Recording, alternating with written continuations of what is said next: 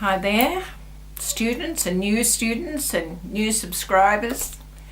Welcome to everybody.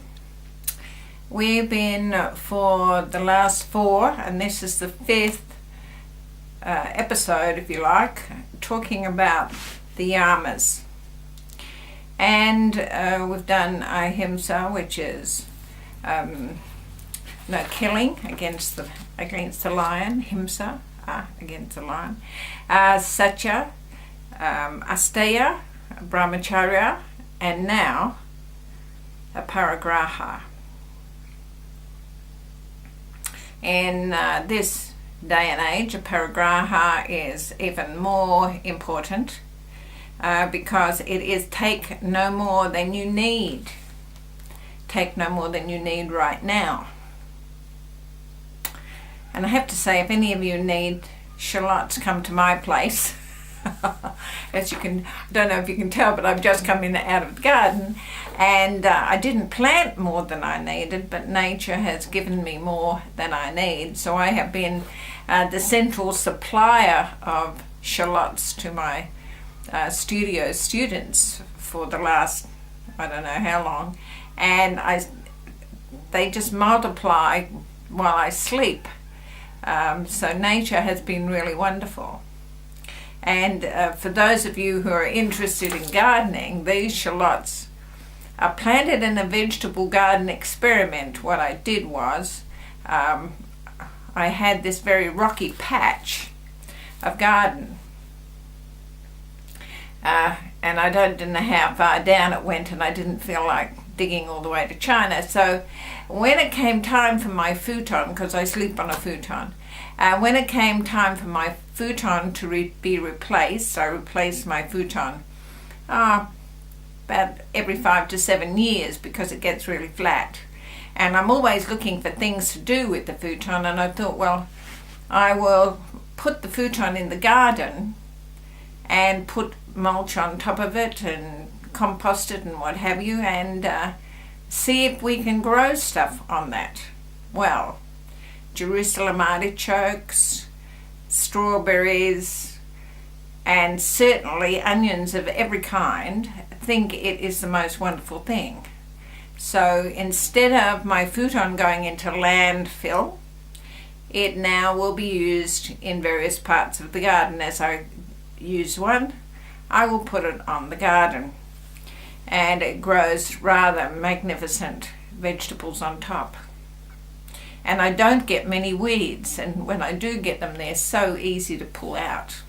So there you are. Take no more than you need, or use things responsibly. Instead of getting the latest computer, see if you can upgrade the computer that you have.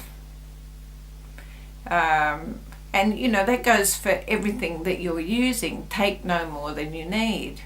I remember in my house, my mother taught us to take the smallest piece. Take no more than you need. We probably, we didn't need the largest piece. Take a small piece. Take a small piece of cake. When you're out, take a small piece of cake. Don't take the last piece. All of those kind of rules have gone by the board now. I know that. And I've been told by more than one person that I'm a bit of a dinosaur in that regard. But I just think those kind of disciplines make great sense and help you to live a more thoughtful life. It might seem a bit silly to a lot of people to live by these rules. By the way, the yamas are not commandments. The 10 commandments are called the 10 commandments because they are commandments. Somebody, and I don't think it was God, said, "Thou shalt not." And if you did covet your neighbour's ox, then, bad things would befall you.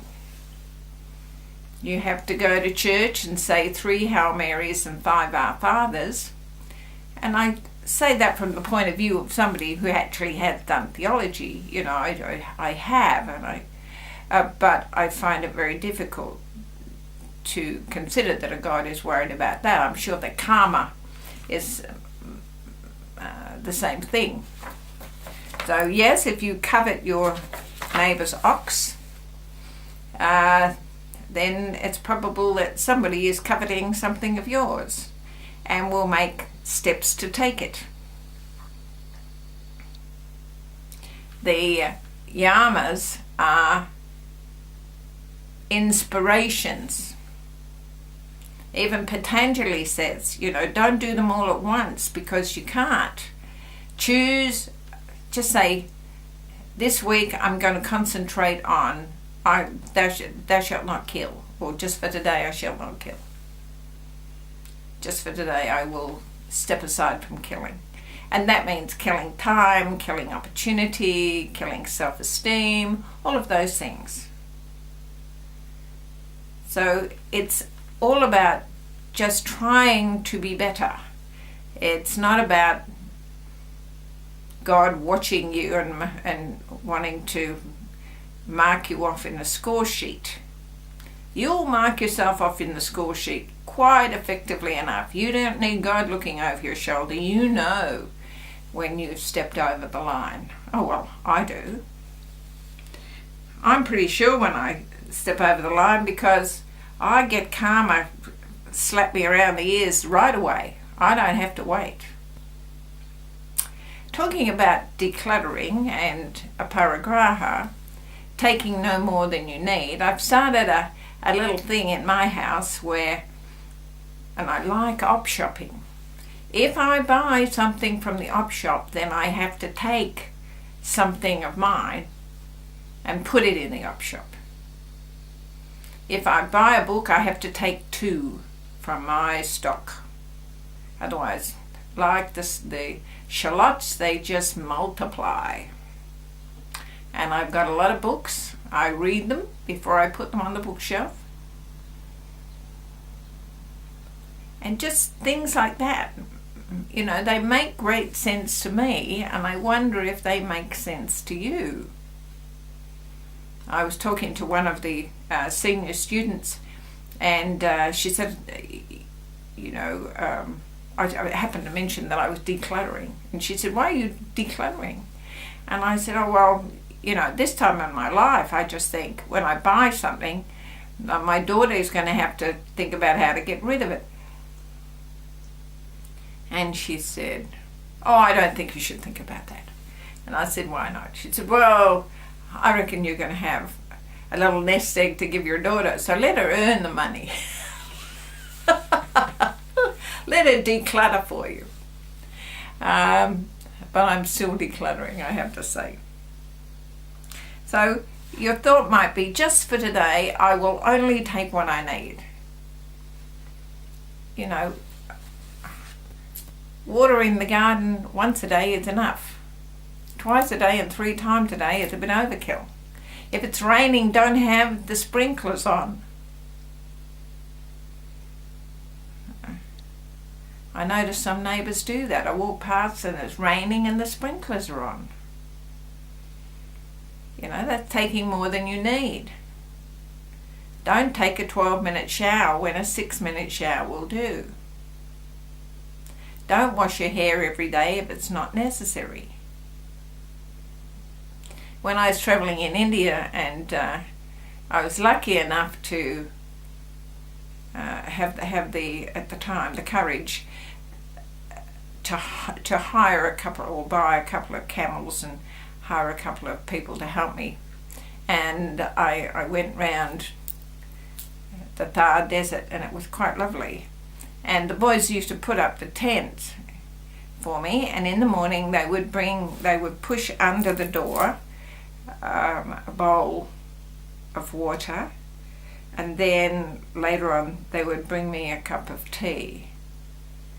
And it wasn't until the few days in that I wondered if the water I washed in was the water that later appeared as a cup of tea. So after that I asked them to reverse the process, and I had the tea first, and then I had my wash in a bowl of water. I felt much better about that. And I wasn't taking any more water or any more than I needed. I can assure you of that. going around India with the minimum of clothing and food and all of that kind of thing. It's really a life-changing experience, and whether you go around India or Norway or South Africa or the Northern Territory, I totally recommend it. It will teach you all about Aparigraha. It will teach you about not using any more than you need for today.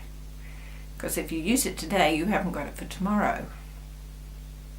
With my children, with food, because I notice now that kids just graze because they're bored. I didn't allow that in my house, and if my children went to the fridge, I taught them to say to themselves, do I really need this that I'm thinking having, or does my mouth need it? If your mouth needs it, just give it a little bit and then go away and see if that's enough. Because I don't know whether you discovered this or not. Sometimes you crave chocolate, or you long for a piece of bread or a slice of cake or something, and you go and you have the slice of cake, but you know after the first mouthful that's really not what you wanted. It was something else. You didn't consider really what it was you wanted. And so if you just take a little bit and go away, then you might decide that that's not what you want really at all. If you do want a slice of cake or you do want a sandwich, put it on a plate, make it special, and sit down and eat it and enjoy it, and don't think of anything else. Just do what you said you're going to do. I'm going to have this piece of cake, so have this piece of cake. Enjoy the piece of cake. Enjoy the piece of chocolate.